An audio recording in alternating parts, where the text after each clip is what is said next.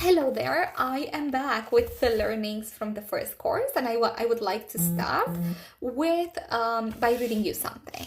The most important thing for any design team is doing great work.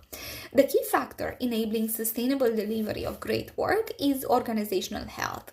People seek supportive, nurturing environments that encourage development, and in such environments, they're more engaged and committed to excellence.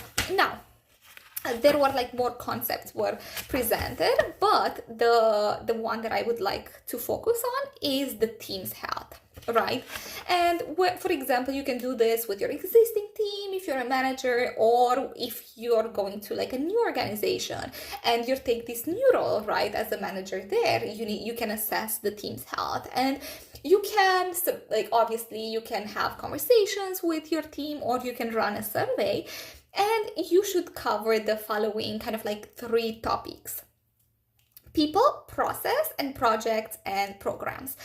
You will see all kinds of variations of these 3 topics, but in this course, this is kind of like what was presented. And then, for example, when you cover the people, do we have the right people with the right skills? Skills can be like soft and hard skills, right?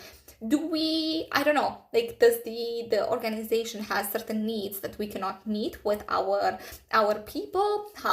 Or for example, you can also check morale and see how people are doing on that area, right? Then you cover the process, and the process is, do we have an established process? And here, does this process work for this team? And one thing that one of my managers told me like some time ago was like that there's no perfect process. There is a process that works for this team, right? And you shouldn't assess it based kind of like, I don't know, based on your standards or like what is the industry standard necessarily.